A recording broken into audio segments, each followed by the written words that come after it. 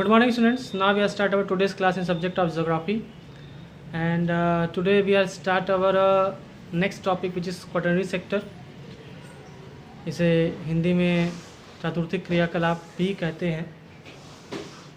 अभी तक हम लोग 3 सेक्टर्स को देखे, प्राइमरी, सेकेंडरी एंड टेरिशरी, और इसके सेगमेंट्स के बारे में जाने। अब हम इसके आगे के एवोल्यूशंस को, यानी इन सेक्टर्स इकोनॉमिक बिहाव पे ये जो चौथा सेक्टर का एवोल्यूशन हुआ, जिसे क्वाटरनरी सेक्टर या चतुर्थ क्रियाकलाप कहा जाता है, ये क्या है, कैसे इसमें बिजनेस या इकोनॉमी इम्प्रूव हुई, इन सारी चीज़ों को अब हम जानेंगे। तो आपका चैप्टर जो टेक्स्ट में लिखा हुआ है, सबसे पहले उसमें एक सेंटेंस है, वो है कुछ ऐसे कि what do CEO and MNC in Copenhagen at New York and a medical transcriptionist at Bangalore have a common. यानी कि एक मल्टीनेशनल कंपनी के CEO में और एक बेंगलोर में मेडिकल ट्रांसक्रिप्शनिस्ट के बीच में आपको क्या डिफरेंस समझ में आ रहा है, क्या अंतर समझ में आ रहा है, सॉरी क्या कॉमन है इन दोनों के बीच में, डिफरेंस नहीं, इन दोनों के बीच में क्या कॉमन है, क्या समानता है। तो आप भी गेस करिए, मैं आंसर तो दूंगा ही, और इसका सीधा सा आंसर है, वो किताब में भी लिखा हुआ है कि सीधी सी बात है कि इन दोनों में जो कॉमन चीज़ है वो है नॉलेज। यानी कि ये दोनों अपने अपने, हालांकि ये टेरिशरी सेक्टर के जैसा ही काम है, सर्विस प्रोवाइड ही कर रहे हैं। एक CEO है, वो भी एक सर्विस प्रोवाइडर है, और जो मेडिकल ट्रांसक्रिप्शनिस्ट है वो भी सर्विस प्रोवाइडर है। लेकिन और सर्विस प्रोवाइडर्स में और इनमें एक बहुत बड़ा अंतर है कि इनका जो सर्विस प्रोवाइडिंग मेथड्स है वो नॉलेज ओरिएंटेड है, वो ज्ञानोन्मुखी है, वो ज्ञान हाई स्किल्स के ऊपर बेस्ड है। तो जाहिर सी बात है कि ये जो हम जिस सेक्टर की बात कर रहे हैं, क्वाटरनरी सेक्टर की बात कर रहे हैं, ये सेक्टर नॉलेज बेस्ड सेक्टर है, और इसमें पूरे तरीके से हम ऐसे एक्टिविटीज़ की चर्चा करेंगे जो हाई स्किल्स, हाई नॉलेज के ऊपर बेस है। अब उसमें सबसे बड़ी बात है, आपके सेकेंड पैरा में जो लिखा हुआ है, quaternary activities involve some of the following the collections, production and dissemination of information. यानी कि सूचना का, यानी जो कम्युनिकेशन, जो इन्फॉर्मेशन आपको प्राप्त हो रही है, जो सूचना आपको प्राप्त हो रही है समाज से, सोसाइटी से, किसी इंस्टीट्यूशन से, उसको संग्रहित करना, कलेक्ट करना, उसको प्रोडक्ट करना, सूचना का प्रोडक्शन करना, और इस तरीके से सूचना को ले करके मॉडिफाई करके उसको नॉलेज के बिहाफ पे उसका इकोनॉमिक यूज़ करना। एग्जांपल में मैं आपको समझाऊं कि जैसे IIT एक IIT कॉलेज एक इंस्टीट्यूशंस है। अब एक simple graduation college, BA BSc BCom, आप वहाँ से ग्रेजुएट होते हैं। ग्रेजुएट होने के बाद आप सर्विस प्रोवाइड करना शुरू कर देते हैं अपने स्किल्स के बिहाफ पे। सपोज़ कि आप कॉमर्स में ग्रेजुएट हैं तो आप अकाउंटेंट बनते हैं और सर्विस प्रोवाइड करते हैं, टेरिशरी एक्टिविटी में आप संलिप्त हो जाते हैं। आप नॉर्मल BA हैं तो कहीं पे कंप्यूटर ऑपरेटिंग का काम करते हैं ग्रेजुएशन होकर के, तो आप सर्विस देना शुरू करते हैं, टेरिशरी एक्टिविटी में आप एक्टिव हो जाते हैं।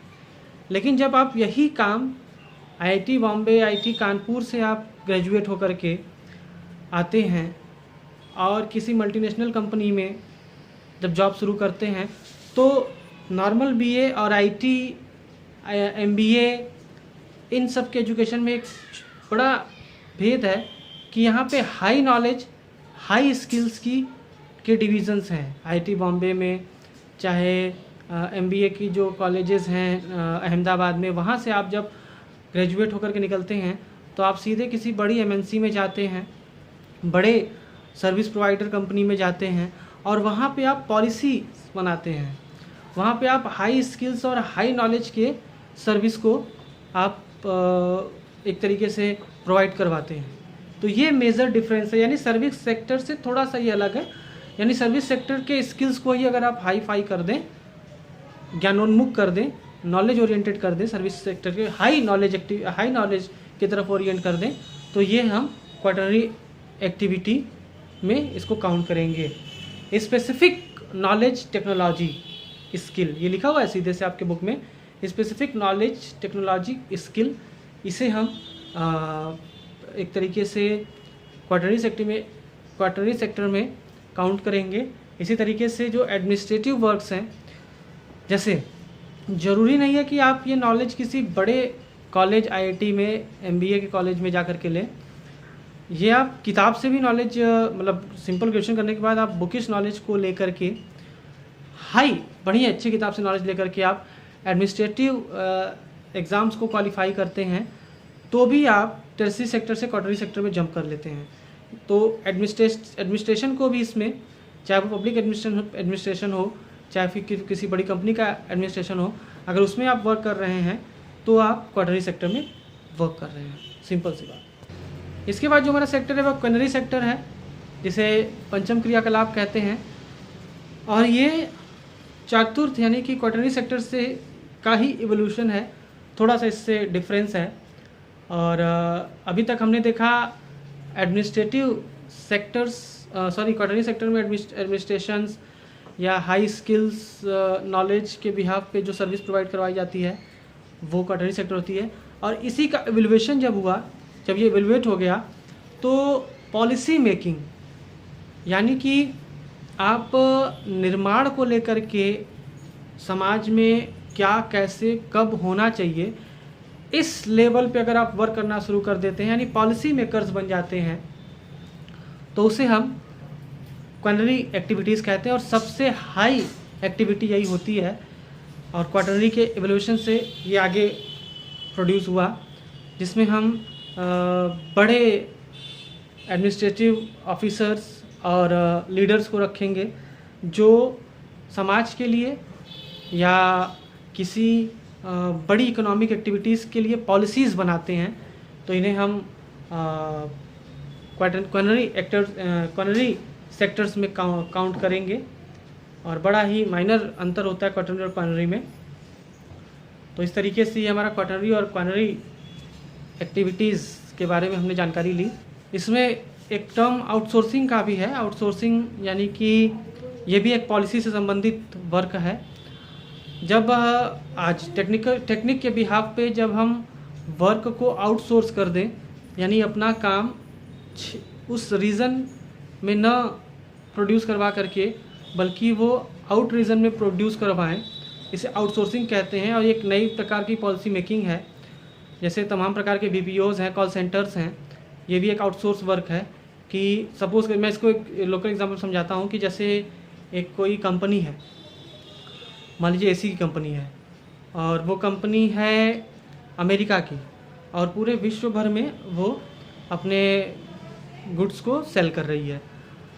अब जाहिर सी बात है कि AC एक ऐसा टेक्निकल टूल्स है जिसके बारे में हम ख़रीदने के बाद भी बहुत सारी जानकारियाँ हमको चाहिए।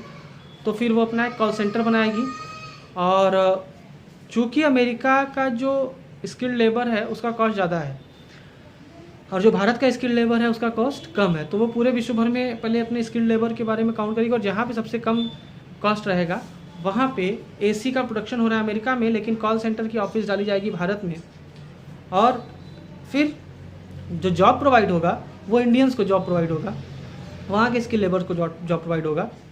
यानी कि रोजगार का आउटसोर्स हो गया है, यानी कि अमेरिका का रोजगार भारत में मिला।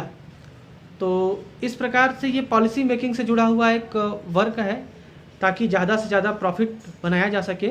और ये एक मल्टीनेशनल कंपनी के पॉलिसी मेकर्स से संबंधित वर्क माना जाएगा। यानी कि MNC में जो सबसे हाई पोस्ट पे बैठा हुआ है, उसने अपने प्रॉफिट को बढ़ाने के लिए जो पॉलिसीज़ बनाई। इसी तरीके से जो हमारे लीडर्स हैं, जो हमारे नेता हैं, वो देश के लिए पॉलिसीज़ बनाते हैं। जो बड़े अधिकारी हैं कि डैम्स कहाँ बनेंगे, रोड्स कहाँ बनेंगे, हाईवेज़ कहाँ बनेंगे, तो ये पॉलिसी मेकर्स इस प्रकार से नेक्स्ट टू गोल, यानी कि आगे किस प्रकार के लक्ष्यों को प्राप्त करना है उसकी पॉलिसीज़ बनाते हैं, और वो पॉलिसीज़ भी प्राइमरी सेक्टर, सेकेंडरी, टर्शरी और कॉर्नरी एक्टिविटीज़ में इम्प्लीमेंट होती है। तो इस प्रकार से आप समझ सकते हैं कि कितना इम्पोर्टेंट ये सेक्टर है।